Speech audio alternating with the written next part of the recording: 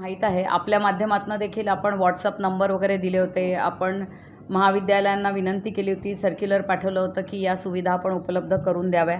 आमच्या फ्लाइंग स्क्वॉडनी पण जिथनं आम्हाला कंप्लेंट आली तिथे पण भेटी दिल्या, रँडम पण भेटी दिल्या. 3-1 कॉलेजेसमध्ये तर 2 दिवसांपूर्वी मी स्वतः देखील विचारलं की आपल्याकडची सुविधा काय आहे, फोटो देखील मागवले.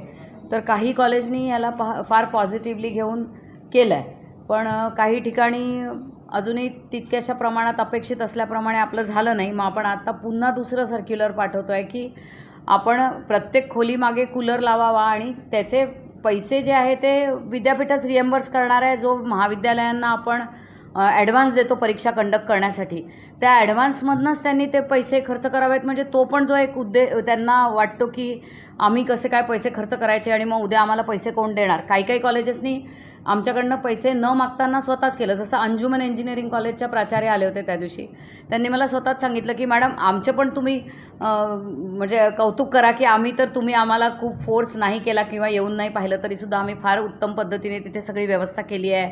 आम्ही ORSचे पाऊच पण देतो आहे आमच्या मुलांना.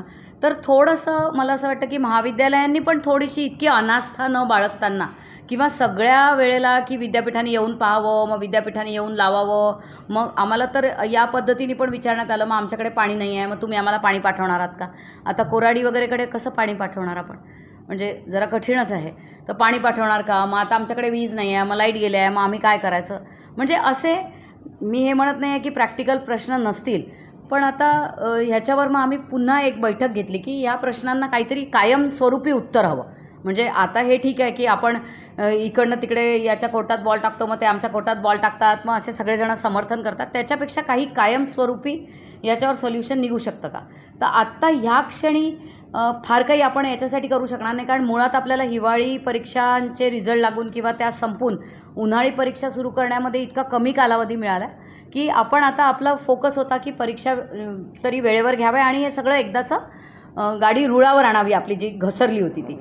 तर आम्ही असा पुढल्या वर्षीसाठी असा निर्णय घेतला, आम्ही सगळ्यांनी बैठक घेऊन आणि ब्रेन स्टॉर्मिंग करून की पुढल्या उन्हाळ्यापासून आपण आपले जे सेंटर्स आहे त्यांची संख्या आपण डबल करणार.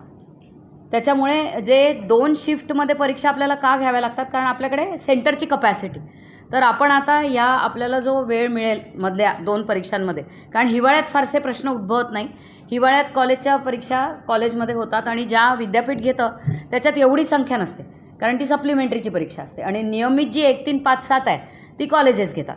पण पुढच्या उन्हाळ्यासाठी आम्ही आताचपासून तयारी करून आमचे परीक्षे केंद्र डबल करणार आहोत आणि सगळ्या परीक्षा आम्ही पहिल्याच शिफ्टमध्ये घेणार उन्हाळ्यात. आणि त्याच्यातसुद्धा आम्ही विचार करतो आहे की 9च्या ऐवजी 8 ते 11 घ्यावी. म्हणजे 9 ते 12च्या ऐवजी 8 ते 11 परीक्षा घ्यावी, ह्याच्यावर देखील आम्ही विचार करतो आहे. त्याच्यामुळे बरेचसे प्रॉब्लेम आपले सुटतील. कारण हे जे कूलर द्या, मग किरायाने कूलर द्यायचं, तर मग पाण्याचं काय करायचं, मग विजेचं काय करायचं, मग सगळ्या गावांमध्ये कूलर भाड्याने नाही मिळाले तर काय करायचं, मग विकत घ्यायचे का, मग मेंटेनन्स कोण करेल. तर आम्हाला इथपर्यंतही लोकांनी विचारलं की कूलर घेतलेही आम्ही म्हटलं कूलर घ्यायचीसुद्धा प्रोव्हिजन आहे. चला 3 वर्ष तुम्ही आम्हाला कूलरसाठी पैसे मागू नका, तुम्ही कूलर घ्या. असं काही सिनियर प्रोफेसर्स बरोबर आमचं बोलणं झालं.